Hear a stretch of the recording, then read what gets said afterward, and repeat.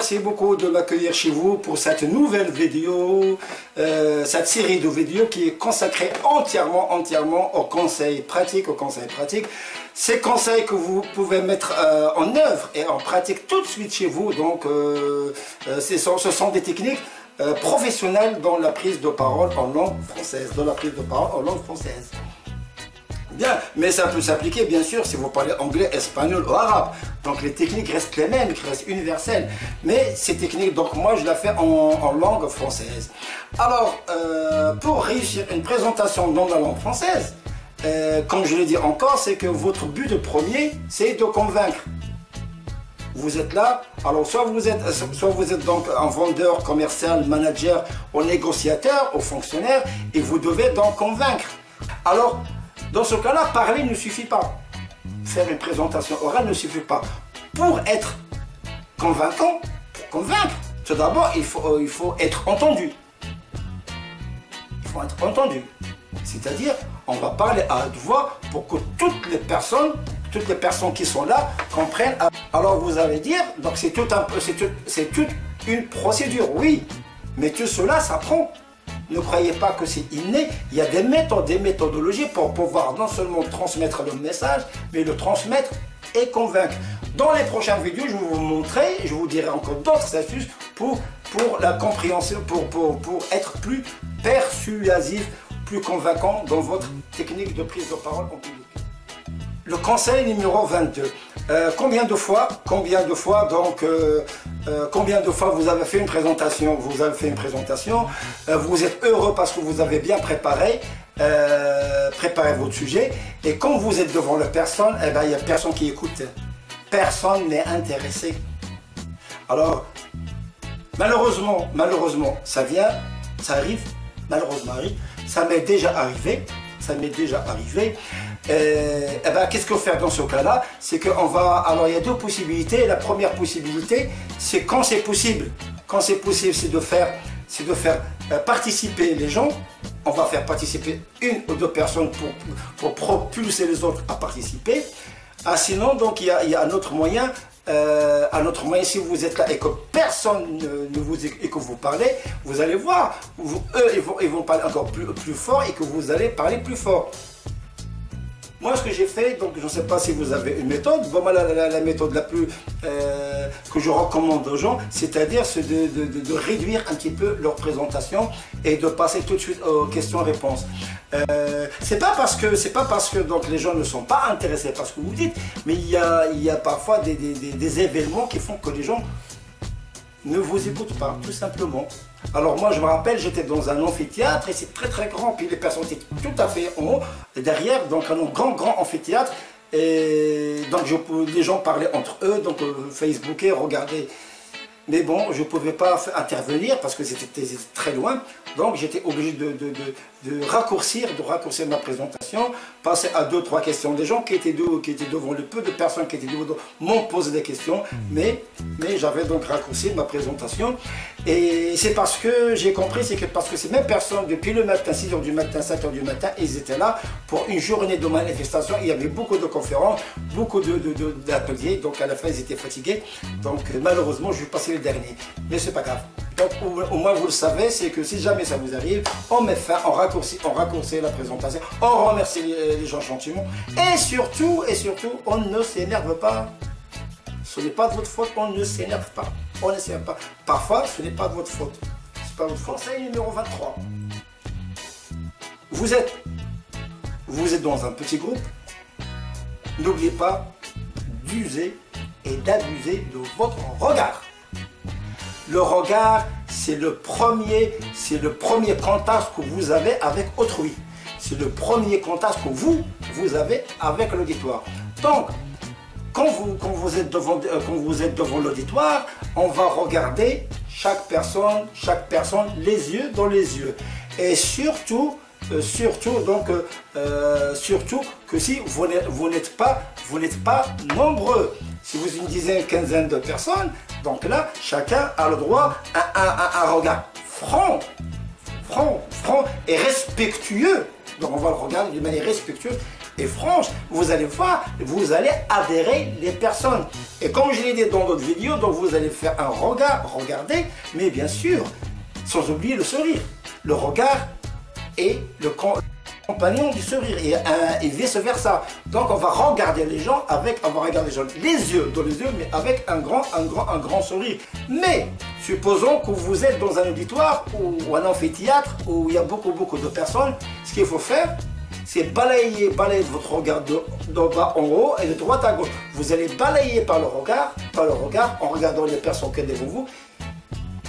Vous n'êtes certainement pas conscient, mais les gens qui sont derrière vont croire que vous les regardez. Mais les gens, conseil numéro 24. Le conseil numéro 24, on avait déjà parlé dans d'autres vidéos, donc qu'il y a certaines techniques qui sont obligatoires dans la prise de parole en public. Et parmi les techniques, la première des techniques que moi j'apprends à mes stagiaires, c'est tout d'abord parler à haute voix, c'est-à-dire se faire entendre. Donc il ne faut pas avoir honte ni timide de présenter. Et pour cela, on va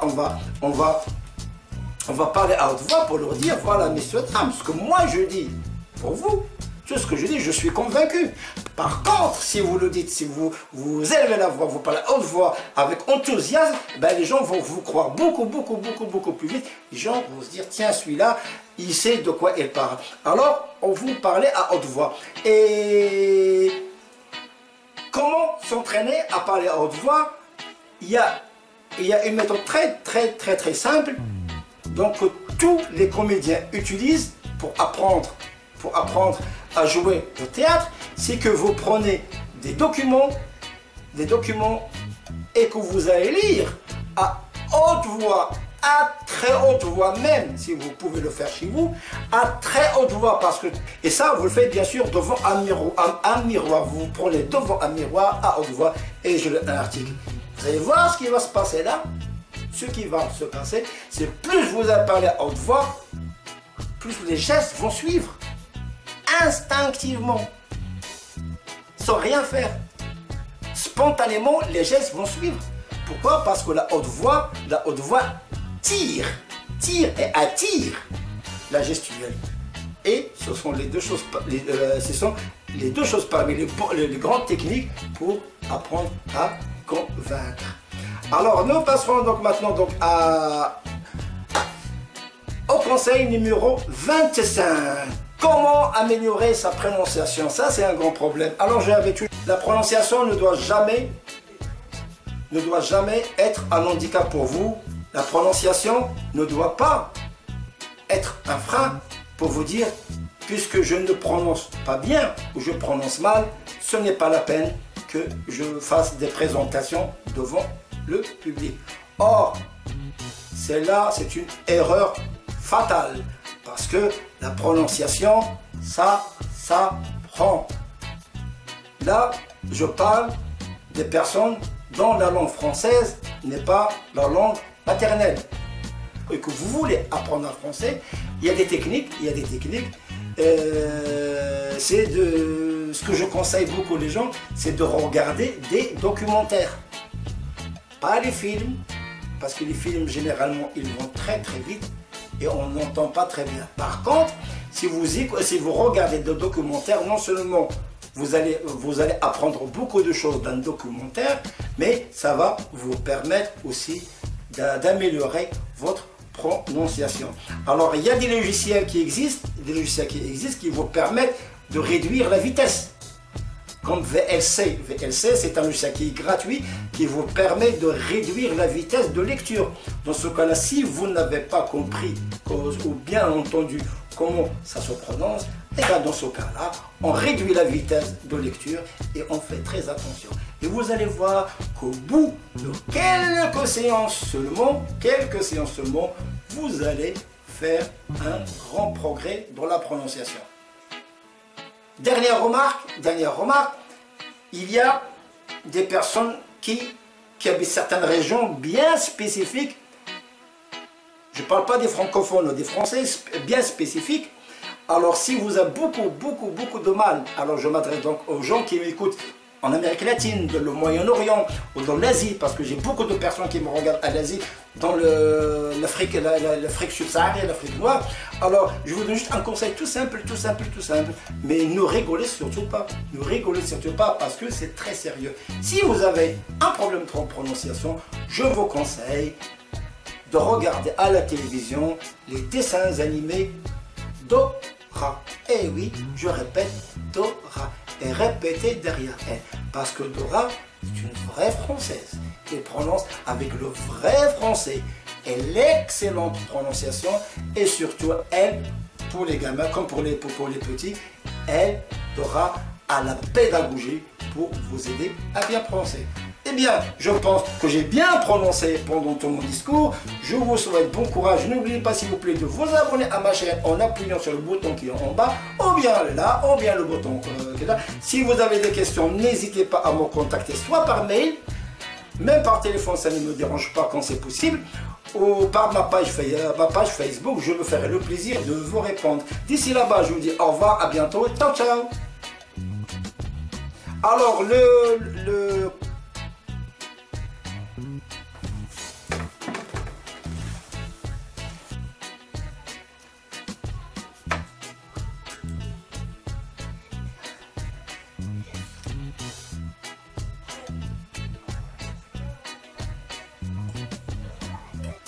là, je parle principalement pour les gens dont la langue française n'est pas la langue maternelle. Voilà.